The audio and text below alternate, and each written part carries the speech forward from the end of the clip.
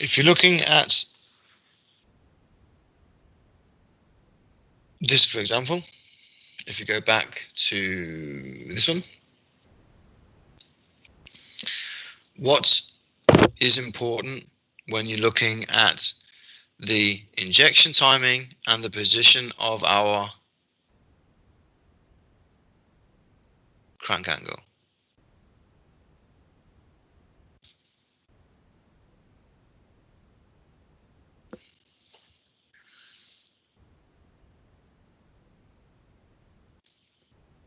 What CCU are we looking at here?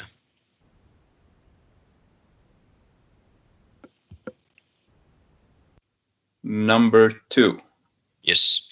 And what cylinder do we take the crank angle from?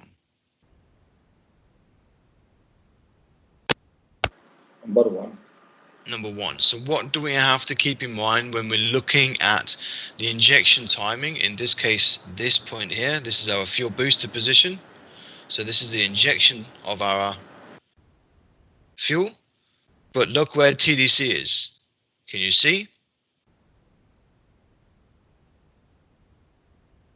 So you have to remember that when you're looking at the tacho angle, for cylinder number 1, if you're looking at CCU number 2, cylinder number 2, of course, it's not going to be in the same position as you'd expect the TDC to be. Okay, so just keep that in mind when you're looking at this, that the tacho angle is a good indication for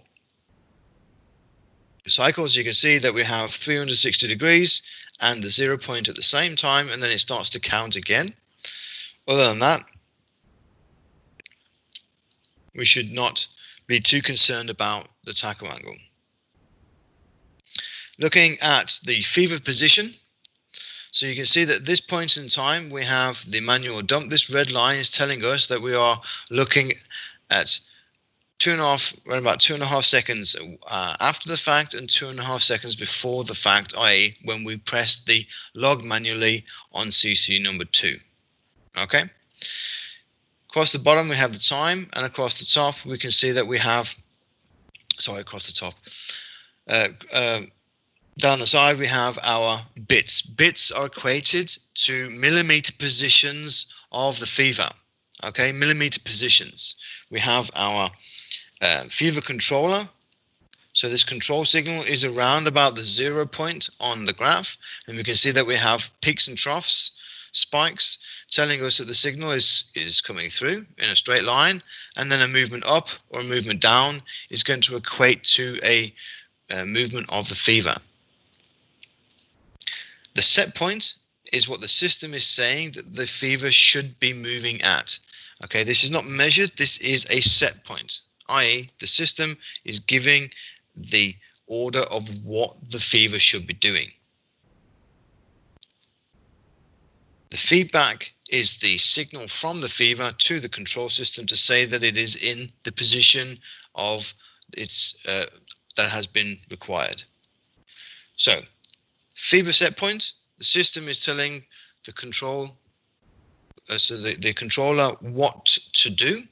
The controller is giving the signal to move up and down inside the fever, the main spool, and then you can see here now that we have the feedback from the fever for the movement of the spool inside.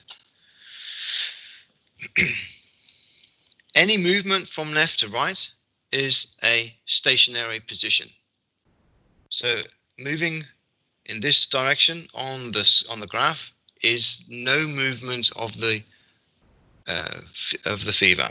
Anything up and down is a movement of the main spool inside the fever housing. So we can see here we have some positions. We're going to be doing an injection. That's the main spike you see here. And then we're going to do an exhaust valve operation or opening. This is from this point to this point here. Okay. So basically now we are here.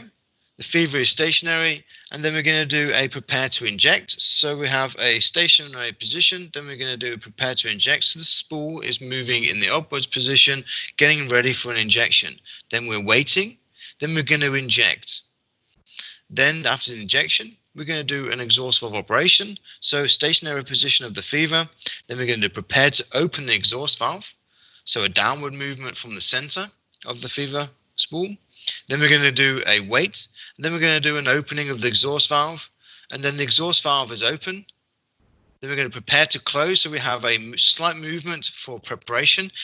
The exhaust valve is still open. Then we're going to have a closing of the exhaust valve. So therefore the fever moves into this position here. And then we have a closed exhaust valve. And then you can see that it matches this point here. So there we are, getting ready to do a fuel injection again.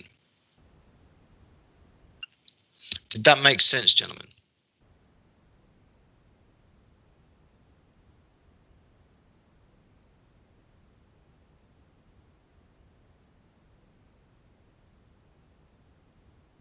Okay, so if we are looking at the fuel injection, so we can see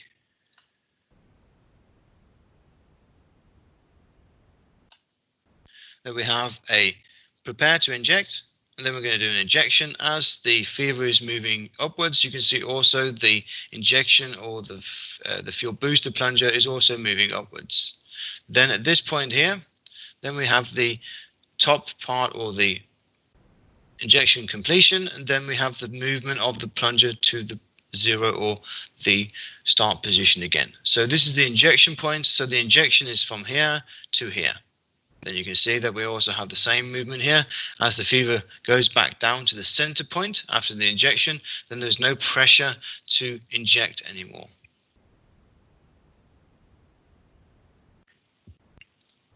Then if we have also a look at the exhaust valve at the same time, then we can see, if you just take it over here,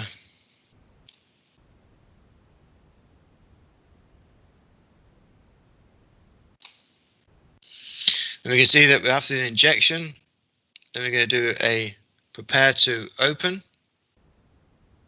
So as we open from here, then you can see that the exhaust valve opens and remains open from this point to this point, and that correlates with this point to this point here. So therefore we are, even though we have a movement to close the exhaust valve, it is only a preparation movement, so there's no delay with the mechanical positioning.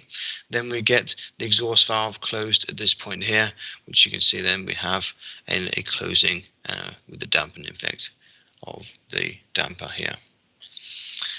Are there any questions to this, gentleman?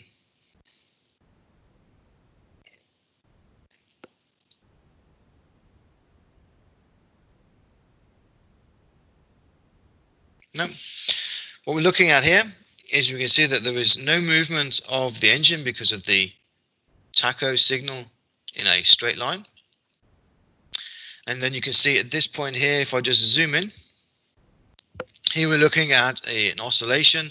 So we have a position and movement of our fever. So this is the signal to and from the fever to keep it in the center position. We want to make sure it's in the center position at standby, so we know that we're ready to either do a fuel injection or exhaust valve operation. So we can see that the set point is moving up and down, and then the feedback is giving us the position as it should be as well. Correlating with also the peaks and trough of the control signal, channel 70 in the light blue.